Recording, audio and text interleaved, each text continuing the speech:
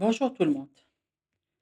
Parmi tous les dangers qui guettent nos enfants aujourd'hui, le pire, c'est le téléphone portable, surtout à un usage précoce. C'est un outil très accessible malheureusement. On n'en parlera jamais assez. La télévision, la radio, les réseaux sociaux, tout le monde en parle. Tout le monde parle de ce danger. C'est un fléau qui avance à pas de géant. Il prend du terrain de plus en plus, à une vitesse qui fait vraiment peur, une vitesse inimaginable et incontrôlable. Face à ce désastre, les parents, sont parfois désarmés et impuissants. On peut dire qu'ils sont qu'ils sont pris entre l'enclume et le marteau. D'un côté, ils trouvent que c'est la génération internet, les enfants doivent suivre le courant, mais d'un autre côté, quand on voit les conséquences et les dégâts que causent ces écrans sur les enfants, sur le plan physique, mental, visuel et cetera, c'est juste effrayant. Ça fait vraiment peur. Les parents parlent de ces menaces, de cette, catastrophe et de la dépendance de leurs enfants aux écrans. Mais est-ce qu'ils travaillent sur ça? Est-ce qu'ils font quelque chose pour éviter, de faire des futurs handicapés, plutôt des futurs zombies? Parce que sur le terrain, au quotidien, on voit le contraire. On voit des parents démissionnaires. Bien sûr, démissionnaire, sur le contrôle de l'usage du téléphone. Bien sûr, alhamdoulilah, pas tous. Il y a des parents attentifs et très vigilants. Donc, la question qui s'impose, la question qu'on doit poser: pourquoi cette absence, cette démission? Pourquoi cette impuissance? Certains parents, heu, ou la plupart, on peut dire la plupart des parents, font l'autruche. Ils font semblant, peut-être ils cherchent la paix personnelle, ne veulent pas voir plus loin que le bout de leur nez. Aujourd'hui, permettez-moi de vous raconter 3 situations que j'ai vues, que j'ai vécues ces 2 derniers jours. Bien sûr, toujours en ce qui concerne le téléphone portable. La première situation, c'est, j'étais dans une salle d'attente d'un cabinet d'ophtalmologie. Je rentre, une maman avec 2 garçons, 6 à 5 ans à peu près, avec leurs petites lunettes. Le plus jeune avait qu'un téléphone portable collé à ses yeux. Le frère à côté de lui participe bien sûr au jeu. La maman, toute calme, discute avec les autres patientes et là, j'ai compris que la visite était pour l'un de ses enfants.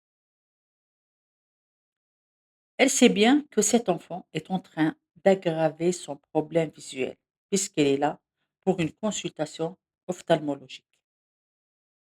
La deuxième situation, toujours dans la même salle d'attente de l'ophtalmologue, une autre maman qui tient un téléphone à la main. D'un coup, son fils qui était à côté d'elle, avec ses petites lunettes lui aussi, le lui prend, pour ne pas dire, le lui arrache des mains. Madame cède, tranquille.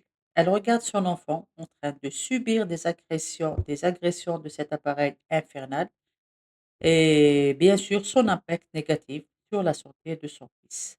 Mais elle est peut-être admirative même. Elle est toute calme. La troisième situation, c'était dans une clinique médicale, 10 heures du matin. Dans le hall, plein de patients qui attendaient, un couple arrive avec leurs 2 filles de 4 à 6 ans à peu près et un bébé dans les bras de la maman. Déjà les fillettes arrivent chacune avec un téléphone dans les mains. Elles étaient dans un autre monde, absentes, absorbées par cette machine satanique, déconnectées complètement. Mais ce qui était vraiment choquant, c'est le calme, et le comportement des parents. Comme si c'était quelque chose de normal, d'habituel ou même de classique. Lorsqu'il demande, le papa ou c'est le papa, lorsqu'il demande quelque chose à l'une des fillettes, elle obéit machinalement, juste pour ne pas se faire gronder. et les yeux bien sûr scotchés à ce téléphone. Les parents tout fiers, calmes, comme s'ils ont donné un jeu éducatif ou un petit jouet à leur fille.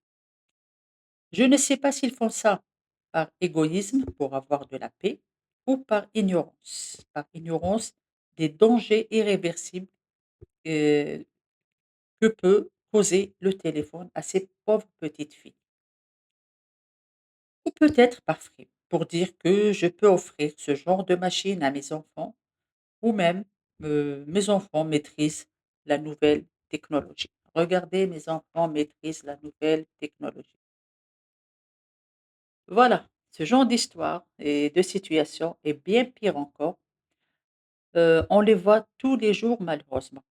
Comme je l'ai dit, par égoïsme et beaucoup plus par ignorance peut-être. Les parents d'aujourd'hui remplacent les jouets, les promenades, les moments en famille, les sorties, les activités physiques et bien d'autres moyens de distraction par cette bombe à retardement qui est le téléphone. Permettez-moi, chers parents, de vous rappeler pour la énième fois, car on vous le dira jamais assez, que vous êtes en train de faire de vos enfants des futurs incapables, des handicapés moteurs ou mentaux, peut-être les deux à la fois malheureusement. J'aimerais bien rafraîchir la mémoire de certains parents, juste en rappelant les dommages et les dégâts que peut causer cette machine qui est omniprésente dans le quotidien de nos enfants. On croit que c'est pédagogique, que l'enfant apprend, ce qui est vrai à petit pourcentage.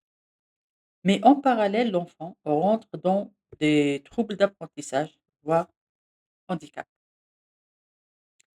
Et là, on va citer quelques conséquences tristes de euh, de ces appareils. Quelles conséquences tristes de ces appareils? Le téléphone portable en premier endommage le cerveau.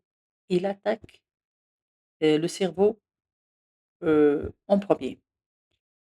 Ces machines numériques ont un impact négatif sur le cerveau de cet enfant. L'usage excessif du téléphone chez l'enfant.